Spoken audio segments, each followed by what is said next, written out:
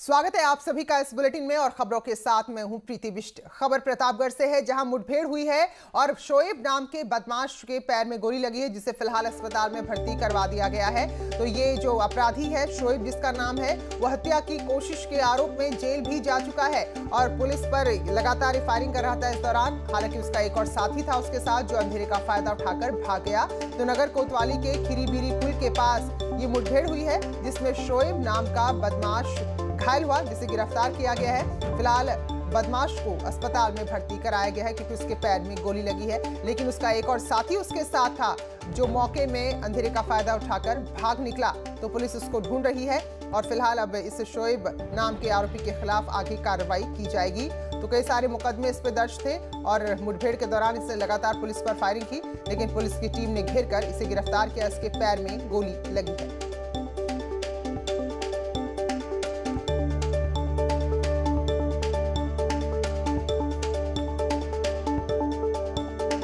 रोहित हमारे सहयोगी हमारे साथ जुड़ गए हैं। तो रोहित बताइए जरा किस तरह का रिकॉर्ड है शोएब का और कितनी बड़ी कामयाबी? जी, अपने दर्शकों को बताना चाहेंगे इस समय बदमाशों का प्रतापगढ़ में आतंक चल रहा है। अगर बात करें 4 दिनों के भीतर तो 2 बड़ी लूटकांड की घटनाओं को अंजाम बदमाशों ने दिया है, जिसको लेकर प्रतापगढ़ पुलिस सक्रिय हुई थी और वो जगह जगह जो है वाहन चेकिंग कर रही थी प्रीति। इसी दौरान जो है वाहन चेकिंग के दौरान ये बदमाश का जो है सामना जो है पुलिस से हुआ और पुलिस के ऊपर ये जो शोएब थे वो जो है फायरिंग करके भागने लगे। हालांकि पुलिस ने पीछा किया, फिर आत्मरक्षा हेतु जो है फायरिंग किया और उस दौरान जो है जो बदमाश शोएब है उसके पैर में गोली लगी है।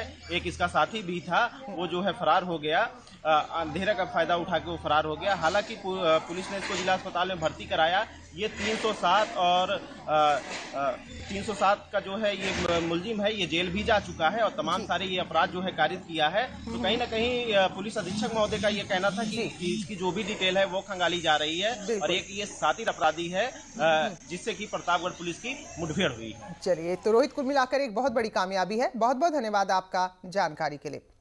और वहीं नोएडा में भी पुलिस की बदमाश से मुठभेड़ हुई है। बदमाश के पैर में गोली लगी है। हालांकि जो साथी यहां भी एक भागने में कामयाब रहा।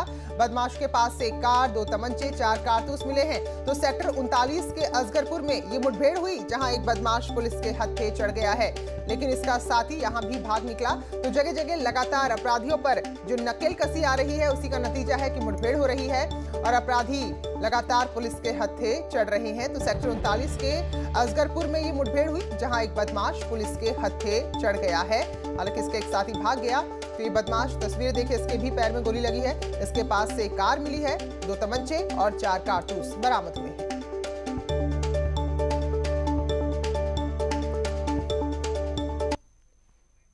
अमित सिंह हमारे सहयोगी ग्रेटर नोएडा से इस वक्त जुड़ गए हैं और जानकारी के साथ। तो अमित बताइए जरा ये बदमाश किस तरह का इतिहास इसका है और कैसे पुलिस को कामयाबी मिली?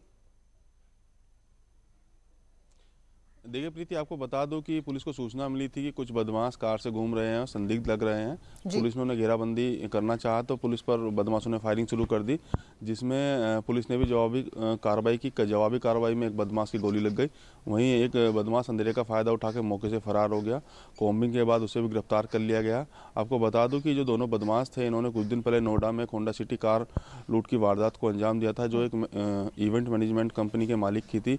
हथियार के बल पर कार लूट ली गई थी। तो पुलिस काफी लंबे से समय से इन्हें तलाश कर रही थी। तो देर रात पुलिस को सूचना मिली थी कि जो लूटी हुई कार थी उससे किसी घटना को अंजाम देने की फिराक में थे। तो रात पुलिस को द्वारा मुठभेड़ हुई है और जो 2 बदमाश इसमें गिरफ्तार किए हैं। जो पूरी मुठभेड़ है थाना 39 क्षेत्र के असगरपुर अंडरपास के पास हुई है। जी चलिए, धन्यवाद अमित आपका जानकारी के लिए। और आगे बढ़ेंगे, खबर बागपुर से है। यहां भी मुठभेड़ हुई है और क्राइम ब्रांच से बदमाशों की मुठभेड़ के बाद यहां पर गोली लगने से बदमाश घायल हुआ है। तो लूट के मामले में फरार चल रहा था। शहर कोतवाली क्षेत्र के जंगल में मुठभेड़ हुई जहां मुठभेड़ में एक बदमाश गोली लगने से घायल हुआ, जिसके बाद उसे गिरफ्तार कर लिया गया। तो लूट का इस पर आरोप है और लूट के मामले में इसको लगातार खोजा जा रहा था, ढूंढा जा रहा था और फिलहाल अब जाकर शहर कोतवाली क्षेत्र के जंगल के इलाके में पुलिस के हत्थे चढ़ा है। तो क्राइम ब्रांच से ये मुठभेड़ बदमाश की हुई है।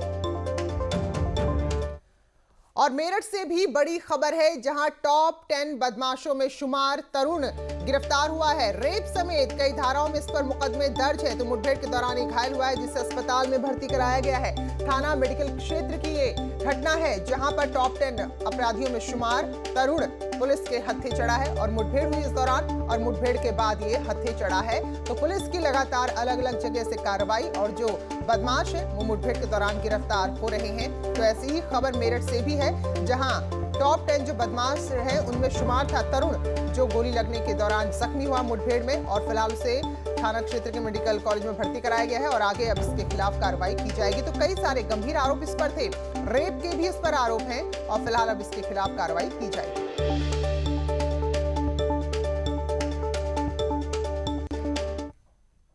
उधर प्रतापगढ़ में बेखौफ बदमाशों ने शनिवार को लूट के इरादे से एक सर्राफा कारोबारी अहमद राइन की गोली मारकर हत्या कर दी। लाखों के जेवरात से भरा बैग और नकदी लेकर मौके से भाग गए।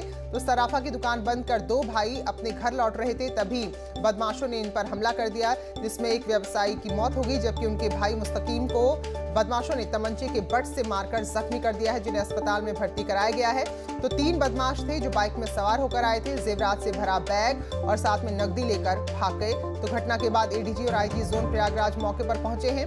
25 लाख के गहने और करीब 2 लाख की नकदी थी जो बदमाशों ने लूटी है। तो 4 दिन पहले भी एक ज्वेलर से 90 लाख की लूट हुई थी। तो ऐसे में सवाल ये उठ रहे हैं कि प्रतापगढ़ में लगातार घटनाएं बढ़ रही हैं, लेकिन कार्रवाई नहीं होने से पुलिस यहां पर बदमाशों को नहीं पकड़ पा रही।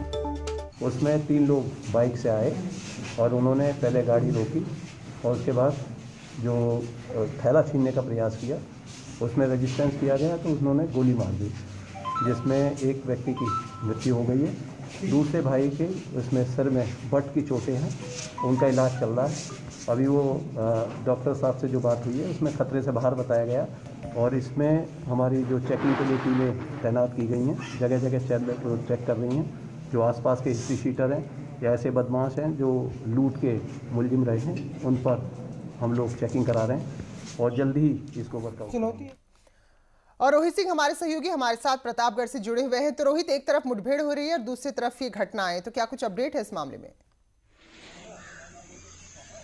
जी प्रीति, अपने दर्शकों को बताना चाहेंगे प्रतापगढ़ में इन दिनों अपराध जो है चरम पर है। अगर बात करें 4 दिन के भीतर की, तो 2 बड़े जो है लूटकांड हुए हैं। एक 90 लाख रुपए की डकैती पड़ी थी, और कल शाम को जो है एक सराफा व्यवसायी के सरेआम गोली मारकर हत्या कर दी गई थी और 50 लाख के जेवरात लूट दिए गए थे। हालांकि दोनों घटनाएं हैं उसमें पुलिस को अभी कोई सफलता नहीं मिली है और बदमाशों तक पुलिस अभी तक नहीं पहुंच सकी है।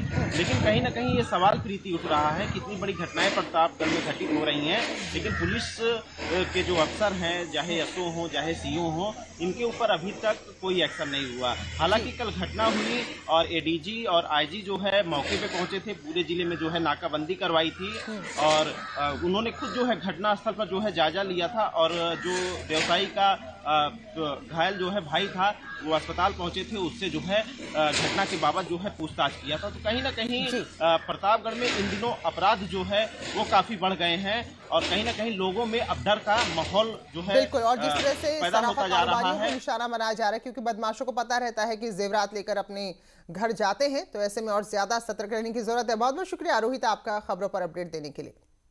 और खबर मेरठ से आई, जहां देर रात दीपक नाम के एक शख्स की गोली मारकर हत्या कर दी गई। बदमाश बाइक में सवार होकर आए थे।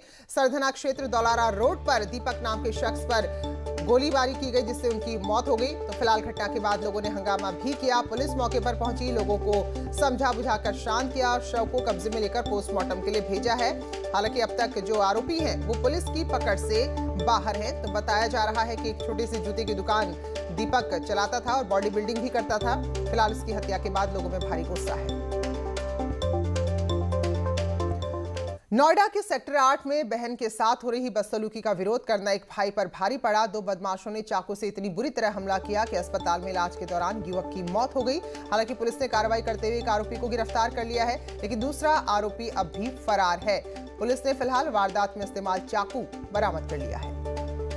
वहाँ पे एक व्यक्ति को, जो 2 व्यक्ति थे जो नशे में थे, उसमें से एक व्यक्ति को हम लोगों ने गिरफ्तार कर लिया और एक अभी भागा हुआ है। संभवतः एक्सेसिव ब्लीडिंग से उनकी डेथ हुई है।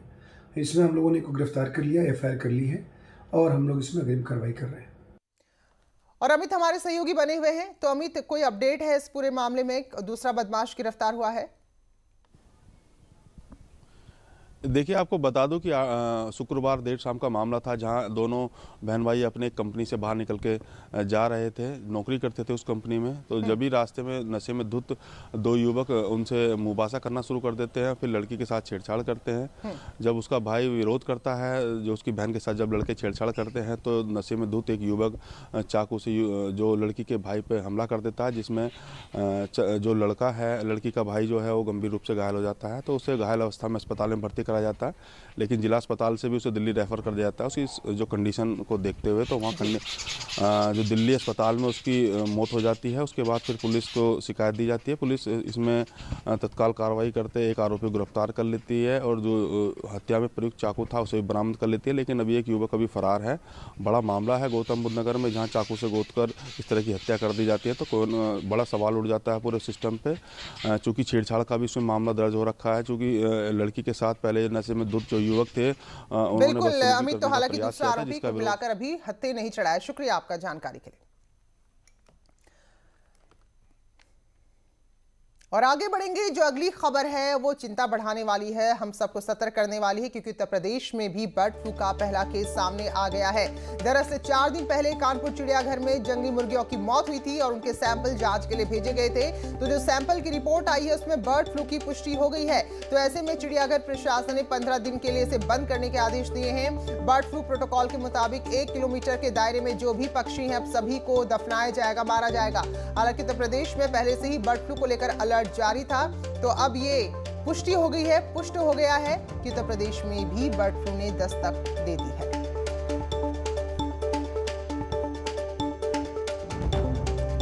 और कोरोना और बर्ड फ्लू के बीच आज से मुख्यमंत्री आरोग्य मेला शुरू हो रहा है। फर्रुखाबाद में मुख्यमंत्री मेले का शुभारंभ करेंगे। कोरोना काल के बाद पहली बार मुख्यमंत्री आरोग्य मेला लग रहा है। मेले में आम जनता अपने सेहत की जांच करा पाएगी। अपने दौरे में मुख्यमंत्री फर्रुखाबाद में बौद्ध तीर्थ स्थल पर आरोग्य मेले समेत सामुदायिक स्वास्थ्य केंद्र का उद्घाटन करेंगे और साथ ही 1100 लाभार्थियों को सम्मानित भी करेंगे।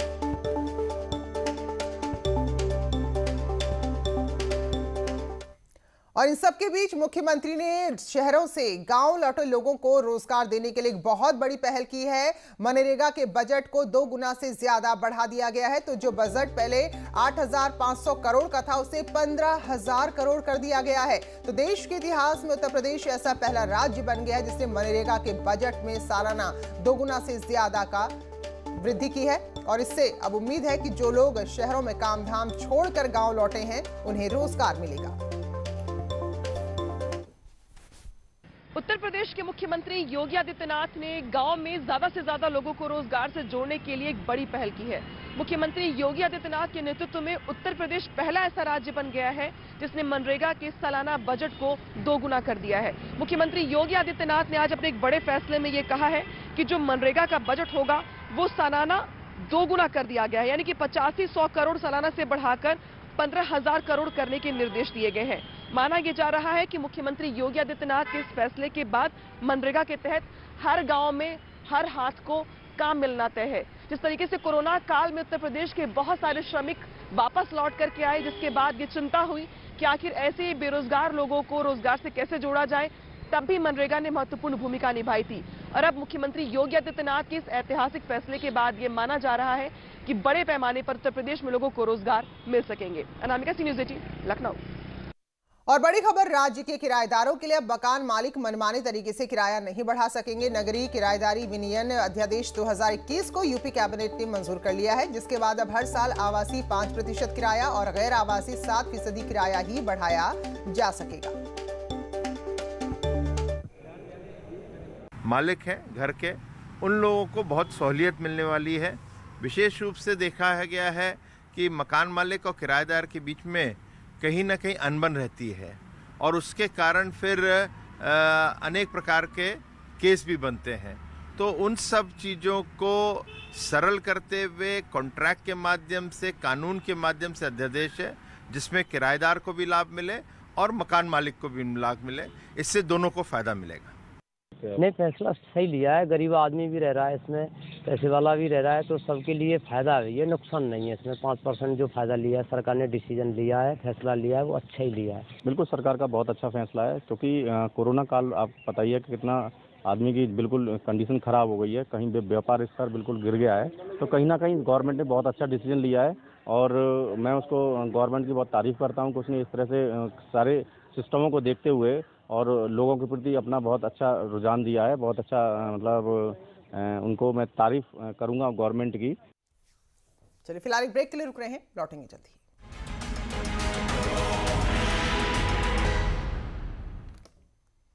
स्वागत है ब्रेक के बाद। उत्तर प्रदेश में जमीन के लटके हुए लाखों मामलों को 24 दिन के अंदर अंदर निपटा दिया गया। तो मुख्यमंत्री के विशेष विरासत अभियान के फैसले ने 2 लाख से ज्यादा लोगों को उनके जमीन पर मालिकाना हक दिला दिया है। यूपी में जमीन संबंधी करीब 2 लाख मामले सालों से अटके थे, लेकिन सीएम योगी ने एक फैसले से 24 दिनों में इनका निपटारा कर दिया। यूपी में जमीन विवाद को जड़ से खत्म करने को लेकर विशेष विरासत अभियान जोरों पर है। आपकी जमीन आपका अधिकार, सबको मिले अपना उत्तराधिकार के संकल्प से शुरू हुए इस अभियान के तहत 24 दिनों में राजस्व विभाग ने इससे संबंधित 2,16,000 आवेदनों का निपटारा कर दिया। चंद दिनों में ही इतनी बड़ी संख्या में मामलों का निपटारा किए जाने से अब लोग अपने उत्तराधिकारियों को खतौनियों में दर्ज कराने के लिए बढ़ चढ़कर आवेदन दे रहे हैं। इसके मद्देनजर सीएम योगी ने सभी कमिश्नर और डीएम को अब तक मिले आवेदनों का 100% ऑनलाइन रजिस्ट्रेशन कराने के निर्देश दिए। सीएम योगी ने यह भी कहा है कि राजस्व ग्राम समिति की बैठक के लिए व्यापक प्रचार प्रसार किए जाएं, ताकि इस अभियान में ज्यादा से ज्यादा लोगों की सहभागिता सुनिश्चित की जा सके। सीएम के इस निर्देश पर राजस्व विभाग के अधिकारियों ने अभियान के प्रचार प्रसार का कार्य तेज कर दिया।